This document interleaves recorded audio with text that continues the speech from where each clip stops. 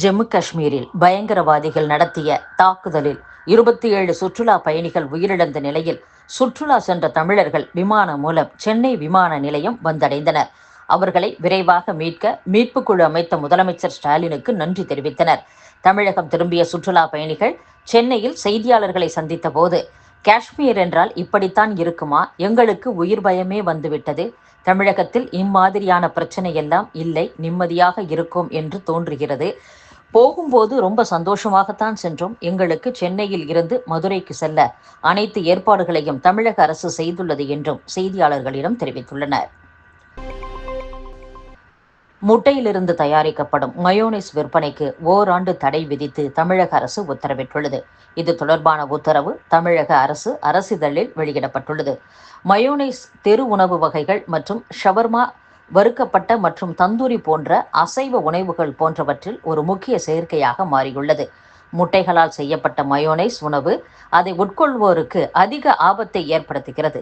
எனவே உடனடியாக முட்டை அடிப்படையிலான மயோனைஸின் பயன்பாடு மற்றும் விற்பனை அல்லது விநியோகத்தை உடனடியாக நிறுத்த வேண்டும்.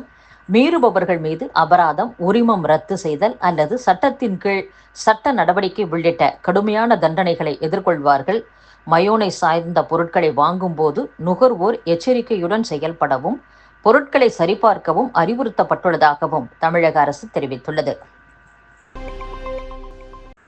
இளநிலை மருத்துவ படிப்புக்கான நீட் தேர்வுக்கு விண்ணப்பித்தோருக்கு தேர்வு நடக்கும் நகரங்கள் பட்டியலை தேசிய தேர்வு முகமை வெளியிட்டுள்ளது. இதுகுறித்து தேசிய தேர்வு முகமையின் தேர்வுத்துறை இயக்குநர் வெளியிட்டுள்ள அறிவிக்கையில், தேசிய தகுதி மற்றும் நுழைவுத் தேர்வான இளநிலை நீட் தேர்வு மே மாதம் 4ஆம் தேதி நடைபெறவுள்ளது. இந்த தேர்வு நாட்டின் 552 நகரங்கள் மற்றும் வெளிநாடுகளில் 14 நகரங்களில் நடக்க உள்ளது. இதற்கு விண்ணப்பித்தோர் தங்களின் தேர்வு மையம் அமைந்துள்ள நகரம் பற்றிய விவரத்தை தங்களின் லாகின்குள் சென்று அறியலாம். இது தேர்வு மையம் பற்றிய தகவல் மட்டுமே. நுழைவுச்சீட்டு பின்னர் வெளியிடப்படும் என்றும், இதை தரவிறக்கம் செய்வதில் ஏதேனும் பிரச்சனை இருந்தால் 01014759000 மற்றும் 69227700 என்ற தொலைபேசி எண்ணிலோ neetg2025@nta.ac.in என்ற மின்னஞ்சல் முகவரியிலோ தொடர்பு கொள்ளலாம் என்றும் அறிவிக்கப்பட்டுள்ளது. வீடு உள்ளிட்ட மின் இணைப்புகளில் மின் விநியோகம் துண்டிக்கப்பட்டால் அதற்கான காரணத்துடன் இணைப்பு துண்டிக்கப்பட்ட விவரத்தை SMS அல்லது வாட்ஸ்அப் வாயிலாக நுகர்வோருக்கு கட்டாயம் தெரிவிக்க வேண்டும் என மின் வாரியத்திற்கு மின்சார ஒழுங்குமுறை ஆணையம் உத்தரவிட்டுள்ளது. அரசு போக்குவரத்து கழகங்களின் 50 பேருந்து பணிமனைகள் 75 கோடி ரூபாயில் புதுப்பிக்கப்படும். 4000 பேருந்துகளில் 15 கோடி ரூபாய் செலவில் 360 டிகிரி வெளிப்புற கேமராக்கள் பொருத்தப்படும் என்று போக்குவரத்து துறை அமைச்சர் சிவசங்கர் தெரிவித்துள்ளார். சாலை பாதுகாப்பை மேம்படுத்துவதற்காக 500 பேருந்துகளில் 2 கோடி ரூபாயில் ஓட்டுநர் கண்காணிப்பு அமைப்புகள் ஏற்படுத்தப்படும். சென்னையில் ஐனாவரம், முகப்பேர், MMDA காலனி, திருவேற்காடு, பெசன்ட் நகர், கண்ணகி நகர் ஆகிய 6 பேருந்து முனையங்கள் 7.5 கோடி ரூபாயில் மேம்படுத்தப்படும் என்றும், 100 பணிமனைகளில் பேருந்துகளை சுத்தம் செய்ய தேவையான நவீன இயந்திரங்கள், கருவிகள் 10 கோடி ரூபாயில் வாங்கப்படும் என்றும் கூறியுள்ளார். திறன்மிகு ஓட்டுநர்களை உருவாக்கும் நோக்கத்தில் சேலம் தேவண்ண கவுண்டனூரில் 17.25 கோடி ரூபாயில் ஓட்டுநர் பயிற்சி மற்றும் ஆய்வு நிறுவனம் அமைக்கப்படும் என்றும், தமிழகத்தில் அதிக சாலை விபத்துக்கள் நடக்கும் 100 இடங்களை கண்டறிந்து அங்கு சாலை மேம்பாட்டு பணிகள் மேற்கொள்ளப்படும் என்றும், சாலை விபத்துக்களை தடுப்பதற்காக 2025-26ஆம் ஆண்டிற்கான சாலை பாதுகாப்பு நிதி 65 கோடி ரூபாயில் இருந்து 130 கோடி ரூபாயாக உயர்த்தப்படும் என்றும் அமைச்சர் சிவசங்கர் கூறியுள்ளார்.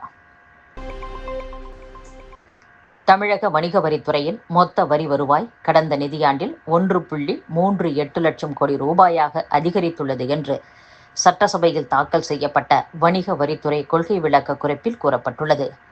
வரி ஏய்ப்பை தடுக்க GST பதிவு குறித்து வணிகர்களிடம் விழிப்புணர்வு ஏற்படுத்துவதுடன் வரி செலுத்தியதில் தவறை கண்டறிய புதிய தொழில்நுட்பங்கள் அமல்படுத்தப்பட்டு வருகின்றன. இதனால் வணிக வரித்துறையின் மொத்த வரி வருவாய் 2024-25ஆம் ஆண்டில் 1.38 லட்சம் கோடி ரூபாயாக அதிகரித்துள்ளது. அதற்கு முந்தைய ஆண்டில் 1.25 லட்சம் கோடி ரூபாயாக இருந்தது. கடந்த ஆண்டில் 12,139 கோடி ரூபாய் கூடுதல் வருவாய் கிடைத்துள்ளதாகவும் தெரிவிக்கப்பட்டுள்ளது. காஷ்மீரில் தீவிரவாதிகள் தாக்குதல் நடத்திய சம்பவத்தை தொடர்ந்து தமிழகம் முழுவதும் பாதுகாப்பு அதிகரிக்கப்பட்டுள்ளது.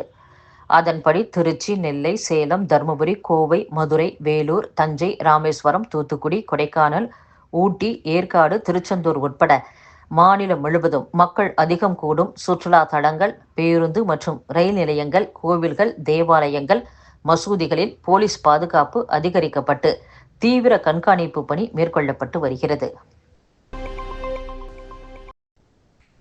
காவலர்களுக்கு வார விடுப்பு வழங்காவிட்டால் நேரடியாக நீதிமன்ற அவமதிப்பு வழக்கு தொடரலாம் என்று உயர்நீதிமன்ற மதுரை கிளை கூறியுள்ளது.